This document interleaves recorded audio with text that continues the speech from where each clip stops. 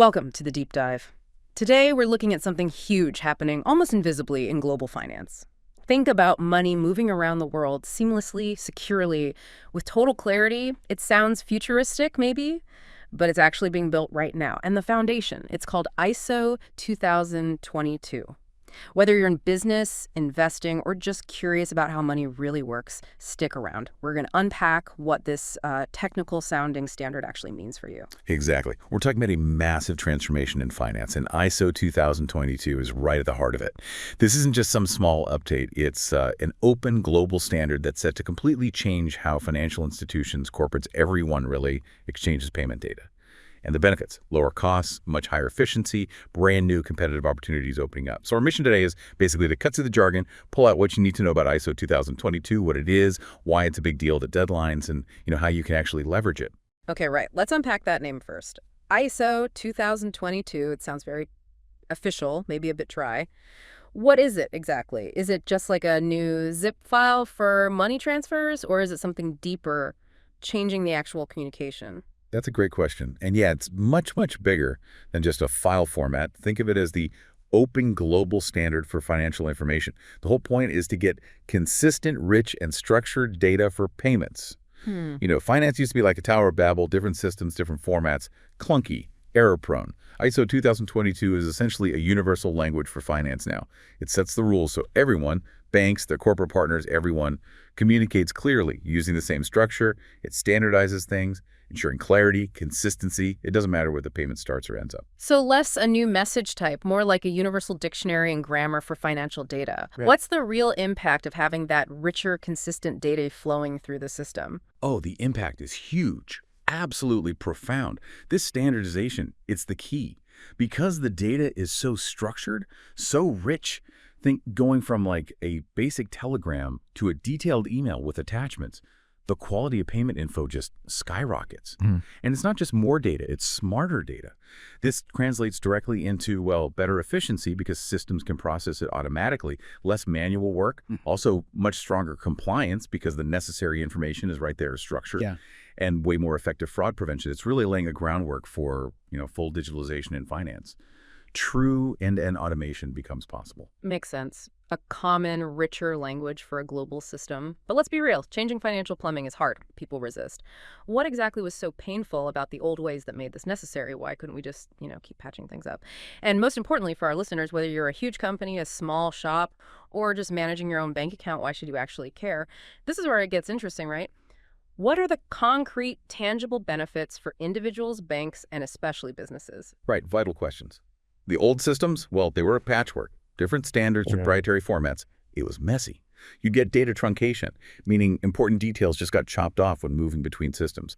Lots of manual fixes, chasing down unclear payments. It created friction, cost money, and frankly, made life easier for criminals. ISO 2022 tackles these head on. So the advantages, they touch everything. First up, simplified payments.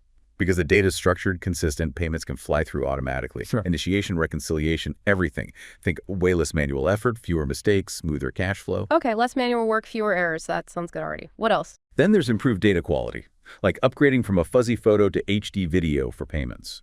Consistent, structured data means amazing detail, better insights, faster decisions.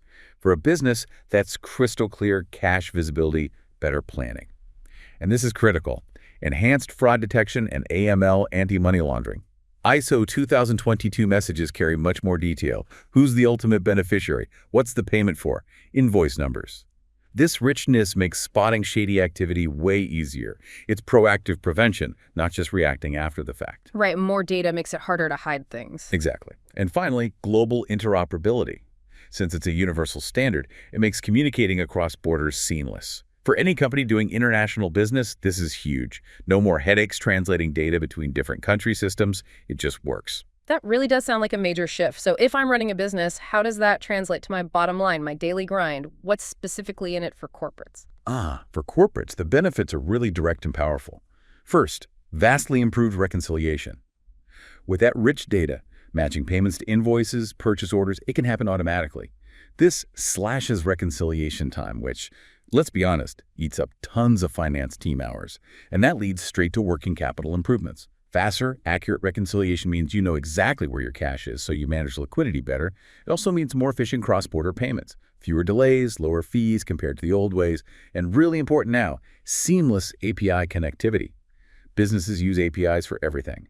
ISO 2022 compliant APIs make integrating payment systems much simpler, allowing real-time data flow between ERPs, TMS, all those critical systems. It drives efficiency deep into the business operations. So it's not just faster, it's smarter, more secure. Feels like we're really getting closer to that seamless global payment idea we started with. But you said this isn't some far-off dream. We're talking deadlines, a final countdown. What's the timeline here? Is the whole world really moving together on this? You got it. The clock is absolutely ticking, and yes, it's a remarkably synchronized global push. This is happening now. Key date for North America, July 14th, 2025.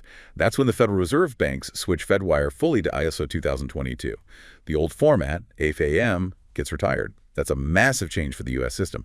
And then the really big one globally. By November 2025, SWIFT mandates ISO 2022 for all banks on its network. And SWIFT, well, it handles trillions daily across borders. So this is a mandatory fundamental shift in global payments. Wow. Okay, so it's not just one or two players, it's a global wave. Absolutely. A truly global effort. Major systems everywhere. Chimps in the US, Chats in Hong Kong, Euro 1, T2 in Europe, Chaps in the UK, Samots in Singapore, Australia's Arites, Canada's Links, New Zealand's ESAS. They either finished migrating or are deep into it.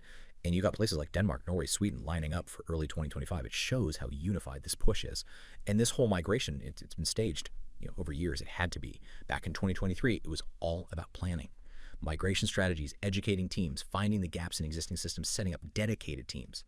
Then 2024 was the year of, well, doing it. System upgrades, integrations, payment apps, core banking, ERPs, TMS, CRMs, those crucial data transformation tools, a huge tech lift.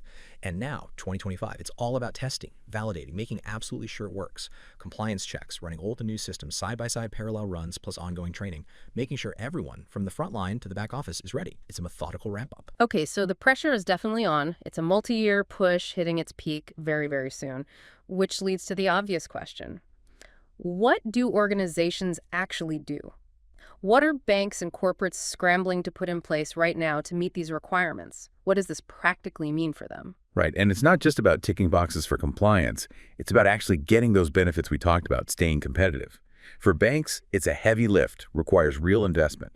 They need major system upgrades and integrations, updating everything from customer apps to core systems to handle the rich data and often the faster pace of real-time payments too. Data mapping is massive, figuring out how their existing internal data lines up with the detailed ISO 2022 structure.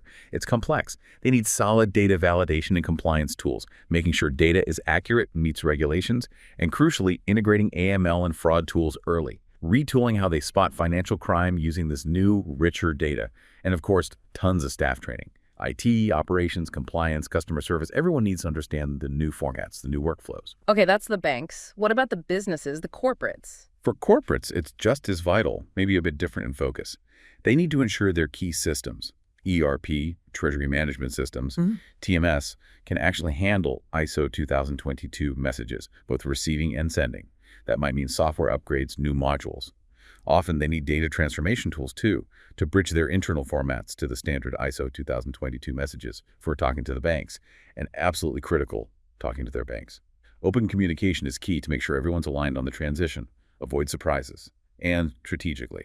Using those ISO 2022 compliant APIs we mentioned, that simplifies integration, gets them that real-time data flow, boosts efficiency. It's about leveraging the standard, not just complying. Sounds like a serious checklist. It actually reminds me, I saw the survey title, kind of says it all. Ready or not, here it comes. There's no hiding from ISO 2022. It's from SEEBURGER back in 2022, looking at how ready everyone was. What did that survey really show? Does it hammer home this urgency for our listeners? Yeah, that survey was revealing. It showed a real gap. Lots of people knew ISO 2022 was important, but especially on the corporate side, many were still just starting their planning back then. It highlighted the risk of being caught unprepared, even with clear deadlines and benefits. For listeners, it's a stark reminder. This isn't some niche IT thing. It's immediate strategic, affecting the whole financial supply chain. Delaying means risking disruption, higher costs later, losing ground competitively. Better to be proactive. Really drives home the urgency. Okay, but let's tackle something that confuses a lot of people. Does ISO 2022 replace SWIFT? Let's clear that up once and for all. And then can you really explain why this new standard is considered so much better than the old ways? What's the big leap? Excellent point, and yeah, critical to clarify. So no, ISO 2022 does not replace SWIFT. Think of it like this. SWIFT is the global highway network for financial messages, secure, reliable roads connecting banks worldwide. ISO 2022 is the new advanced type of vehicle, maybe a super efficient data-packed truck now running on that SWIFT highway. So SWIFT, the network, is adopting ISO 2022 as its modern messaging standard. It's an upgrade for the SWIFT network, not a replacement of it. Okay, that helps. SWIFT is the road. ISO 2022 is the better vehicle using the roads. So why is this vehicle so much better than, say, the older SWIFT MT messages? Right. Several huge reasons why it's a quantum leap. First, data richness. It's massive. Old MT messages were like, well, a short tweet, bare essentials, paid X to Y. ISO 2022 is like a detailed report. Who ultimately got paid, why, invoice numbers, purpose codes, all that context. This rich data enables much better reconciliation, way better fraud detection, smoother processing, just more information to work with. Second, the structured format. It uses XML. Now that sounds technical, but the point is, computers can read and understand it automatically. Old messages often needed humans or complex parsing. XML means less manual work, fewer errors, faster workflows, machine-to-machine communication. Third, it's a truly global standard, understood everywhere. This massively simplifies cross-border payments. No more translating between different national formats, a seamless global experience. And finally, enhanced security and compliance. It has built-in data validation, helps ensure accuracy, stop errors, and fraud. It integrates smoothly with compliance tools, helping banks meet regulations like AML. What's really cool is how this detailed, standardized data future-proofs things. Makes systems more resilient to financial crime, better equipped for oversight. That explanation really paints a clear picture. It's not just incremental. It's fundamentally better for efficiency, security, compliance, everything. Truly transformative. And if you connect that to the bigger picture, understanding ISO 2022 isn't just about tech trends or rules. It's crucial for navigating where finance is going. It's the engine driving smarter, faster, safer payments. It sparks innovation. For any organization, really, it's about boosting efficiency and keeping that competitive edge in a world that's going digital fast. So wrapping up our deep dive here, it's crystal clear. ISO 2022 isn't just a technical tweak. It's the new smart backbone for a more efficient, secure, globally connected financial world. It really is paving the way for those seamless payments we talked about, changing how money moves, getting us closer to instant, error-free transactions. So think about it. What does this mean for you? How might this standard change your daily banking or the services you use? How could your bank or favorite app use this to offer something totally new? And building on that, just one final thought to chew on. Beyond just smoother payments, what else could this incredibly rich structured data unlock? Could it lead to entirely new kinds of financial analysis, predictive insights for businesses, for markets, hyper-personalized services that just weren't possible before? Think about new ways to manage risks, spot trends, maybe even head off crises. All because we suddenly have this unprecedented level of detail in payment data. It opens up a whole world of data-driven innovation that we're only just beginning to explore.